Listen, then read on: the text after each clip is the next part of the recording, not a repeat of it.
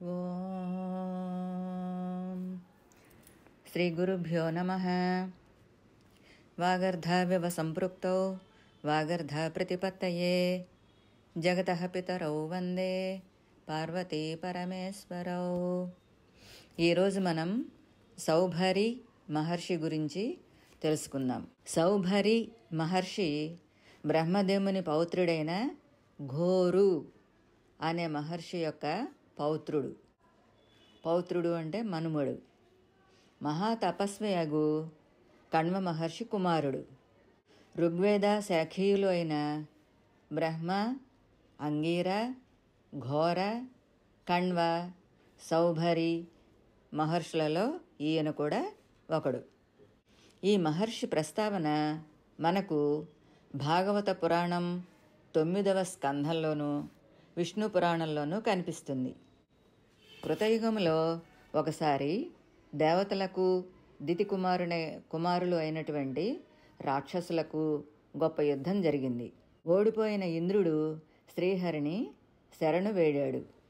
అప్పుడు వికుక్షి లేక శశాదుడు అను పేరు గల ఇక్ష్వాకు వంశంలో పురంజయుడు అనే రాజును నేను ఆవహించి ఉంటాను.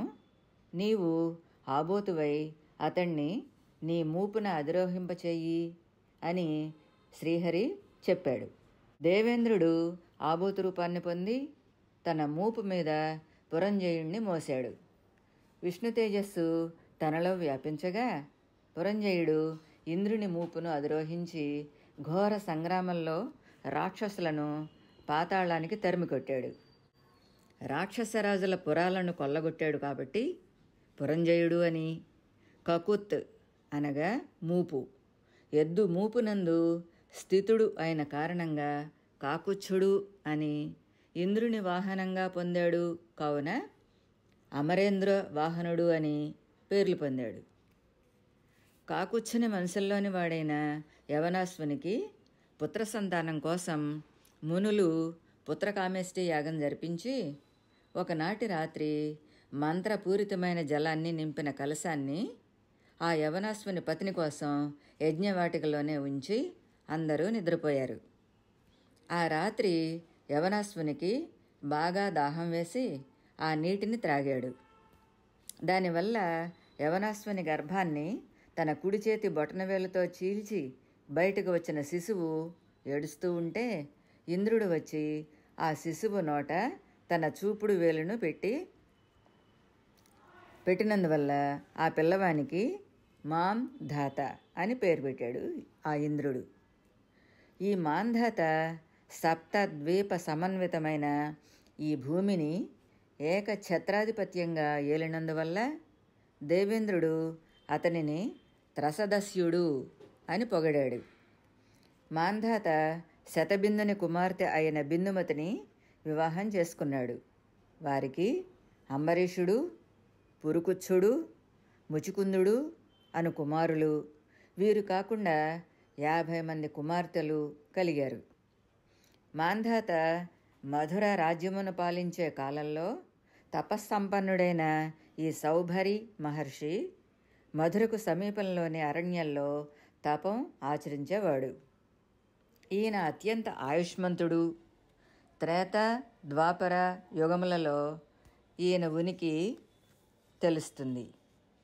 ఆ మహర్షి చేసే కఠోర తపస్సుకు సందేహించిన ఇంద్రుడు అనేక విధముల చెడగొట్టడానికి చూశాడు.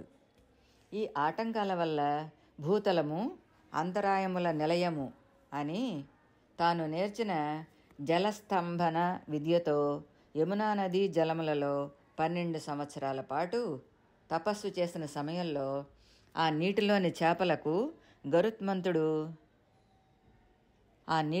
చేపలను గరుత్మంతుడు తినటానికి ప్రయత్నించినప్పుడు అతడు మరణిస్తాడు అని శపించాడు.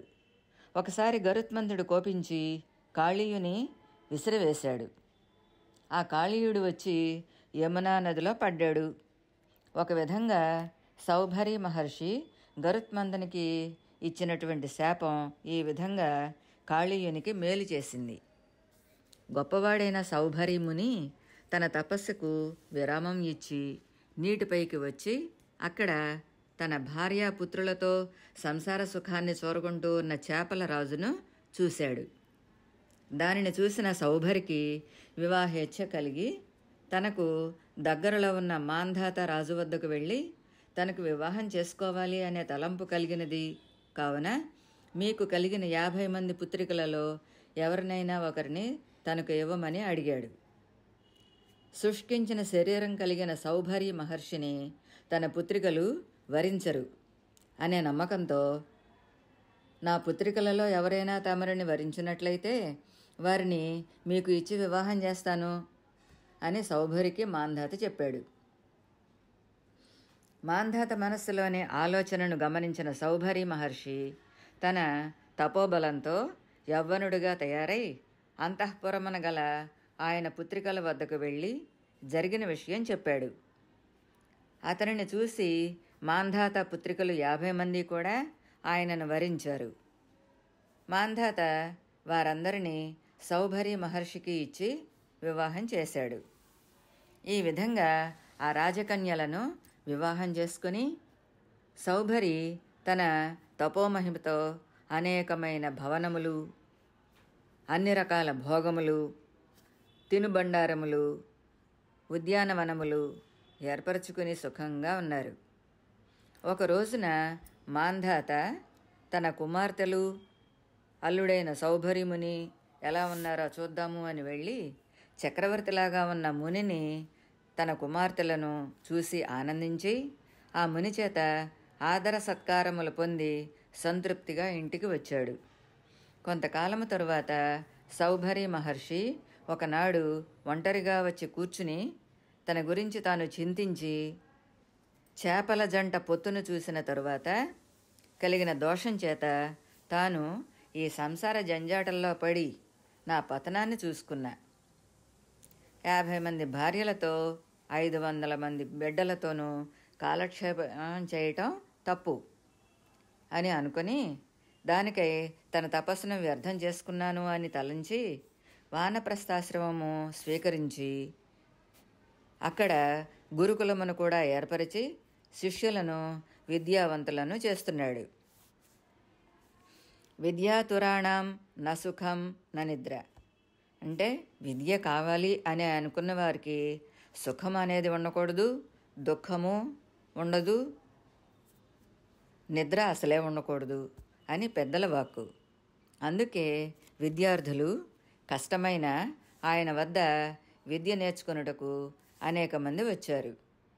కాలక్రమేణా సౌభరి మహర్షి అన్ని బంధాలను విడిచిపెట్టి ఆధ్యాత్మిక మార్గంలో అందరూ పయనించి ముక్తిని పొందారు.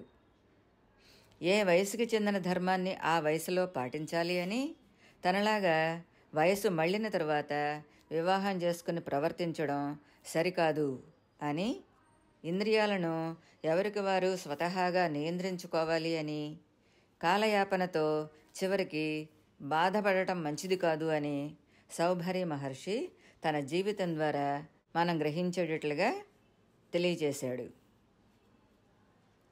ఈ విధంగా ఆయన జీవితాన్ని చూసిన తర్వాత మనం ఈ విషయాలన్నీ గ్రహించాలి అని ఈ యొక్క గాథ తెలియచేస్తోంది.